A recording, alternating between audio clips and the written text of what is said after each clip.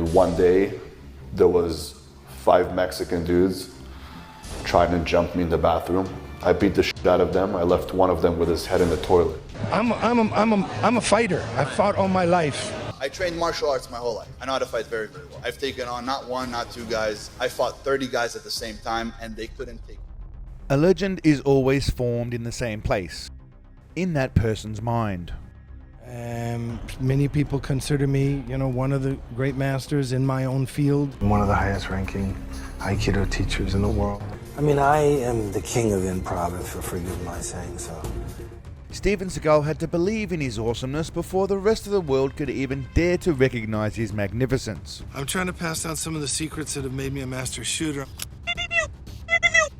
I didn't think I would ever find anyone as delusional or happy to spew shite right from their mouth until I came across this knob. All Jews have bigger penises than average. In the United States, the average size is right under 5 inches. In Israel, it's 6.5. I'm over 9. No lie, you ask my girl, I swear to God. Where every single girl that I've ever been with has said, I didn't know this exists. I thought it was only in movies. I could easily be right now with 100 women. I have the money, I have the looks, I have the brain. I am strong enough to also manipulate them to all work together. I was 13 years old. I got jumped by about 30 guys. Well, they just did a study and come to find out that every time that the man ejaculates, there is so much pressure that is coming up and his heart is pumping extremely hard to release. My mom had really big boobs. So I remember my mom, my aunts, everybody, like as a little child, the thing that I had to always avoid was like my aunt's tit, not to hit me in the head. And you know what's funny? My whole life people told me, you must work out so much because you're trying to compensate for something so little. They didn't understand. I worked out so much so the rest of the body could fit the guy in the middle.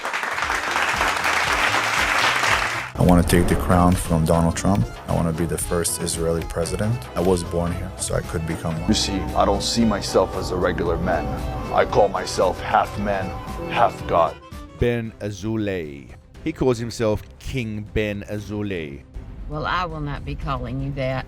Now, a lot of you have probably heard what a piece of shit is, but what I find amusing is that he seems to have taken a page straight out of the Sensei Seagal handbook. Some of you guys don't know that I can move like a Shaolin monk. That right there I learned in China. That we call in Chinese Bahui. Allow me to enlighten you, my friends, so let's take a journey together. First and foremost, both were destined for greatness at a young age. I was born clairvoyant. I was born a healer. And I was born very different.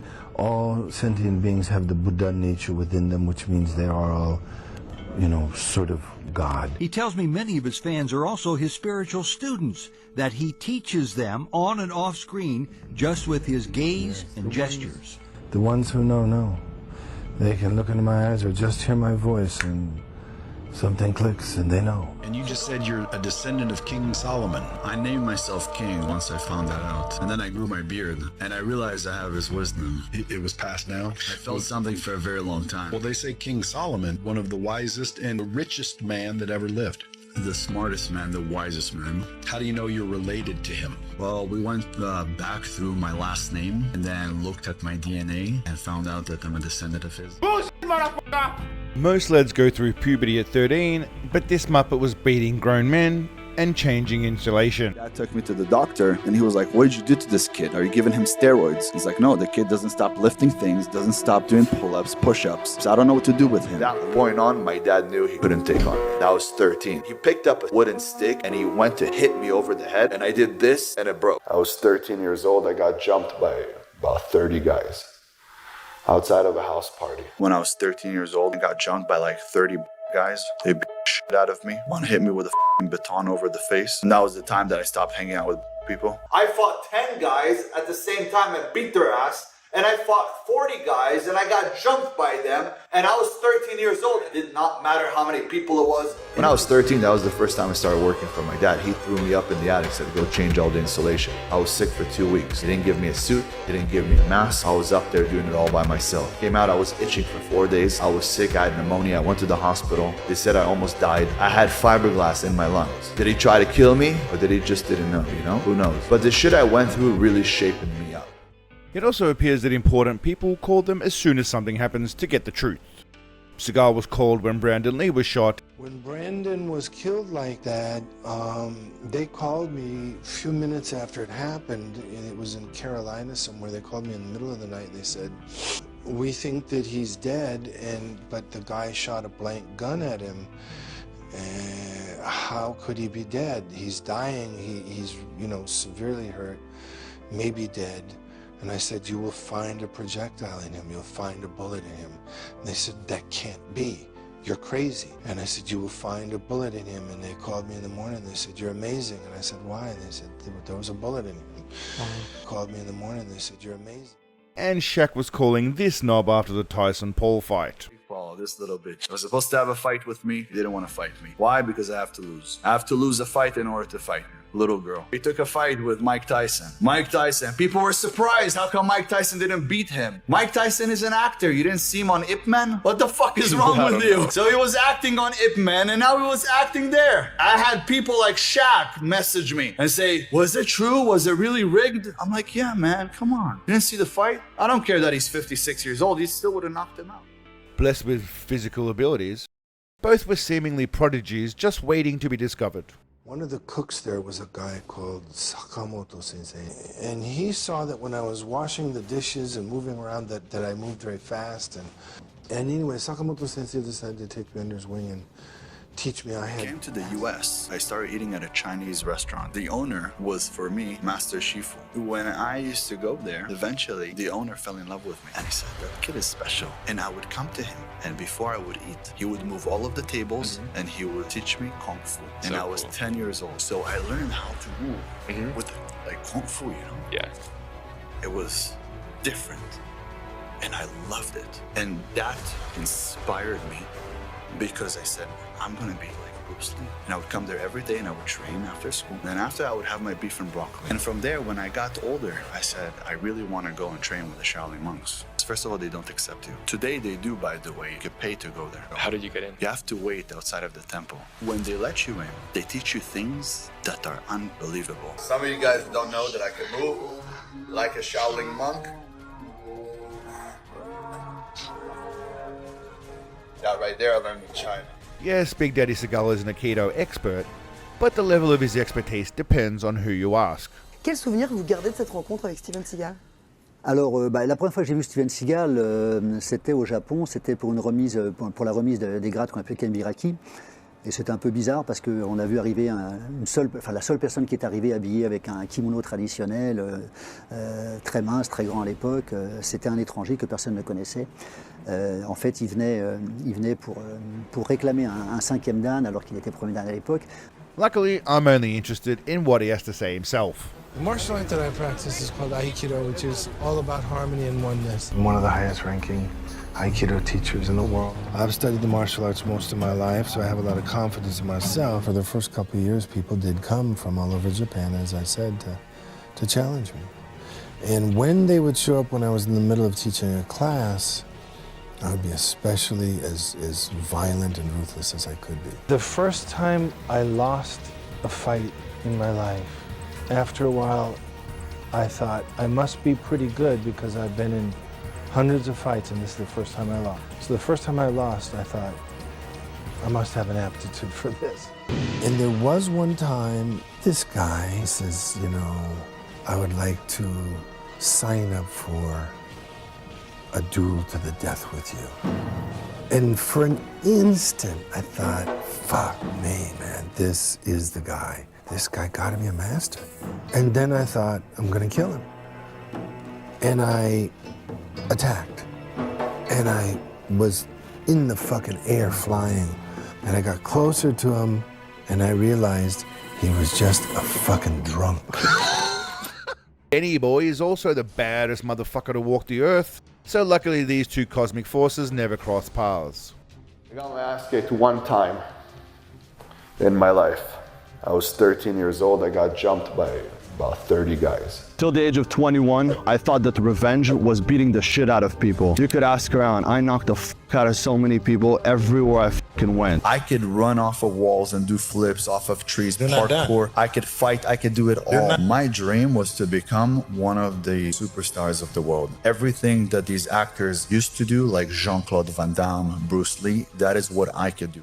Now, I love a good story about as much as the next bloke, but at least make them believable, lads. And my force with my speed. I'm probably one of the fastest guys on the planet when it comes down to punching and moving around. I would show some of the technique in the movies, but most of the real, what we call uraden, we kept secret, until now. We spend just as much time cutting your head off or knocking you out or ripping your eyes out or ripping your throat out or severing your brainstem when you go down there, because your head and your neck will be vulnerable. I don't care who you are, if you know what we know. Yeah. I had a red brick in my hand, and when he was walking, I smashed it over his head. And when his head split open and he fell on the ground screaming, I smashed it again, and I smashed it again. And then I walked away as I threw the brick to the side. I started fighting underground fights. Wow, yeah. He's telling the freaking truth. Dick Rider! Dick Rider! Dick Rider! Dick Rider! You started kicking everybody's butt. Yeah, he was putting me in there with anybody. I told him, give me anybody, I'll eat their throat. I don't care who it is. You were just a... I was a... He was literally saying just... Which leads us to their military special ops credentials. Anybody who's ever seen a Seagal movie knows that he is an ex-Special Forces, Black Ops, best of the best Delta Force top dog. He's ex-Special Forces. The guy's a fucking killing machine. We checked your past. You were Special Forces. And that was all based on his real-life escapades. You can say that I've worked with people who were in the CIA and worked for the CIA. I don't ever talk about what I've done, but a couple of people have an idea. Did you or did you not work with the CIA? Did I make that up, or people just saying that to be funny, or did you actually have a job with the Central Intelligence Agency? I like the way you say that. Well, it's kind of a personal thing, Dave. It's a little it's tough to talk about. You can't talk about it? So that means you were with the CIA? It's pretty embarrassing, and I wouldn't like to talk about it because it's kind of a painful memory. Did you get involved with that while you were in Japan? Absolutely. Were you drafted by an agency or someone that wanted to take advantage of your fact that you were an American and a martial artist and someone who may have known the country? Something like that. Something like that. Well, it used to be, when I was first in Japan, most of the guys that I knew in the CIA were all World War II veterans, and they were all officers. Benjamin the Boob also seems to be extensively involved with multiple intelligence agencies. Sparring is fun, but I was trained to kill. Yeah. That's the thing. I'm trained to kill. I'm not trained to wrestle. I'm not trained to spar. Which is ironic for someone who seems dumb as dog shit. I told you I used to work in counterterrorism for over a decade. Remember that? I told you I worked in counterterrorism for over a decade. And even today, I'm not allowed to even speak about what unit I was in, things like that, for the next 5 years. Yeah. And who is it for? The Israeli army? Well, it's Israel and the United States. We work with both. That's the CIA. That's because... No. Counterterrorism is a little bit different. Well, you had to be with somebody. Yeah, but can't talk about who I was with. Conveniently for both, none of what they say can neither be confirmed nor denied. I don't care. But if I were to question it, I would say, well, wait a minute. At 17, you were homeless. At 18, 19, you were cleaning carpets. Then you got into telemarketing. Then you went, then you started doing real estate. And you started investing here and there. And that was only 10 years ago. So when was the counterterrorism? Big Daddy infamously associated with organized crime to the point where they allegedly extorted him for cash and made him pee in his pants. Steven Seagal was getting shaken down by Peter Gotti, who was John Gotti's brother, who was the acting boss at the time. Nothing.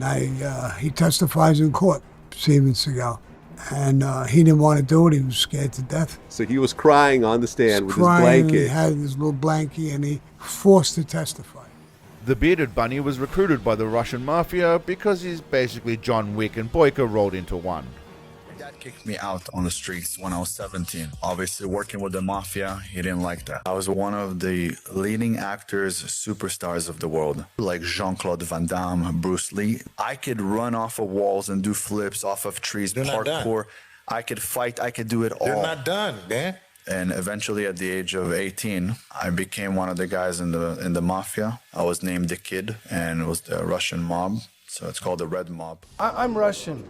My family are from Vladivostok and Belarus and, Vladimir Putin.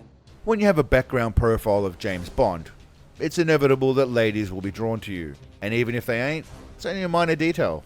And in terms of your life in America, you've been very much caught up in all the allegations of sexual harassment. You had a rape allegation against you, and I wonder how you deal with all that. Hello, Steven Seagal. Take the microphone off you. Sensei had many allegations against him in the past, some of which included settlements and some that were never pursued. So we must assume his innocence. I won't even dare tell you what I think it is. It was just some dumb that is a liar and wanted to be sensational. If I ever see her again, I'll tell her to her face. I think she belongs in a zoo. The way you combat it is like, let's not ever do an interview again to show these this bunch of yeah. Ben R. Kelly Azoulay, on the other hand, was convicted of doing some dodgy stuff with a minor. John Bravo managed to uncover court documents that describes in detail what happened to a 15-year-old girl who will be named H when they were convinced by Ben and his friends to go to Ben's house for a party. The group would then purposely get this minor intoxicated with alcohol and high from marijuana to a point where she was completely incapacitated. After that, this group of sickos took turns brutally sexually assaulting this minor throughout the night. H was forcibly dragged into a bedroom by Ben, who stripped her of her clothes and forced her to perform oral sex on him, and then performed oral sex on her against her will. Ben then proceeded to brutally force himself upon H, beating her and raping her against her will. Other boys, including Dylan and Mare, watched while this was going on, but made no effort to stop Ben. And then tried to lie about it.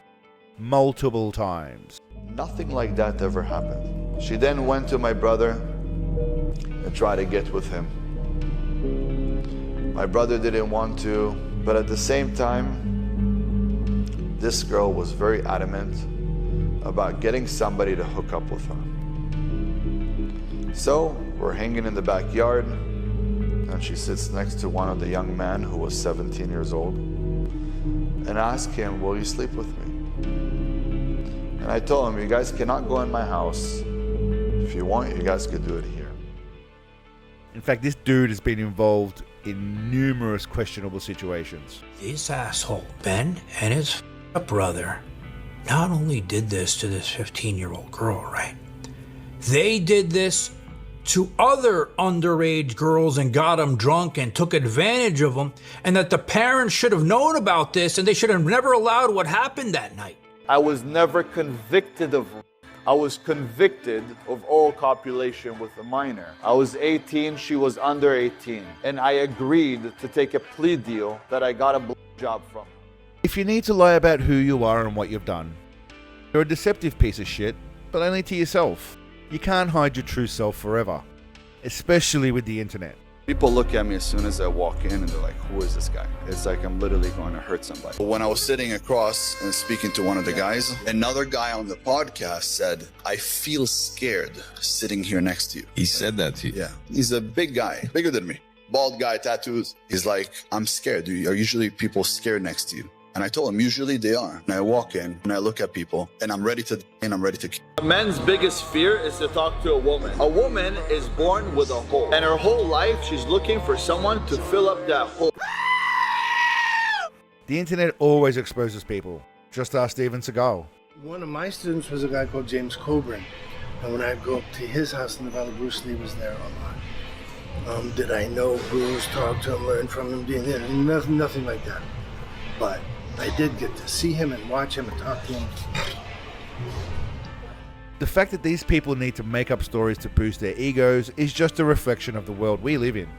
Alpha males everywhere, fitness influencers, millionaire entrepreneurs. Everyone's got to be a hero. It's a breeding ground for insecure pimples that suffer from acute Dunning-Kruger syndrome. Reading books.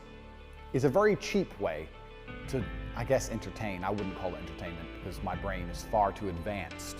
I'm too smart to read. I'm not gonna sit there and go, smart people read. No, I need action.